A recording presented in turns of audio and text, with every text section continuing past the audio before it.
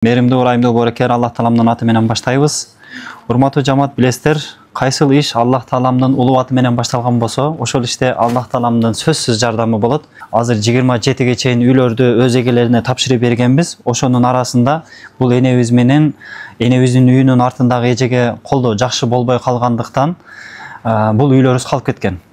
Бирок ошол жерде алыстыгына карабай, ысыктыгына карабай, мына усталарыбыз ошол жерде иште бергендиги үчүн ушул усталарыбызга дагы терең ыраазычылык билдиребиз. Себеби усталар барып бир көрүп эле эртең келебиз деп канча усталаган усталар келбей калды да.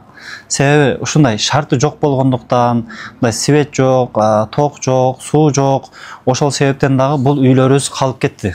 Бирок Кудайга шүгүр, мына Аллах Таалам мээрими, ырайымы, Аллах Таалам фазлы карамы менен берешен мусулман бир туугандарыбыз себеп болуп, мына усталарыбыздын ошол жардамы менен ошол жерде иштеп мейли биз бүтүрүп бере берели деп Аллах Тааламдын ыраазылыгы үчүн ошол жерде кызмат кылды. Биринчи энебиздин үйү ошол 18 миң, 19 миң болгон.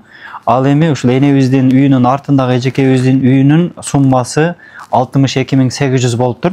Мына азыр бул жак амырсап болот, акчаларын берип атам. Жамаат, бул жерде бул акчада бардыгыңыздардын салымыңыздар бар. Аллах Таалам ыраазы болсун. Канчалаган мусулман бир туугандарыбыз, энелерибиз, аталарыбыз дагы пенсиясынан ашырып, айлыгынан ашырып, негизи мына жөнөкөй эле иште, жумушта иштеп аткан мусулман бир туугандарыбыз өзүнүн дүйнөсүнөн ашырып берип атат. Аллах Таалам ыраазы болсун. Дагы бир жолу бардыгыңыздарга ыраазычылык билдиребиз. Аллах Таалам өмүрүбүздүн акырына чейин дайыма ушундай бир жакшылыктарды гана кылганга, жакшылыктын ачыкча жамандыктын кулпусу болгонго гана Аллах Таалам мүмкүнчүлүк берген болсун. Амин. Аллах Таалам ушул усталарыбыздан дагы ыраазы болгон болсун, колдору дат көрбөсүн. Аллах Таалам бей сыйлыктары менен сыйлаган болсун. Үй бүлөсүнүн кыямат күнү пайгамбарыбызга жана Аллах Таалам коңшу болгон үй бүлөдөн кылган болсун. Аллаху акбар.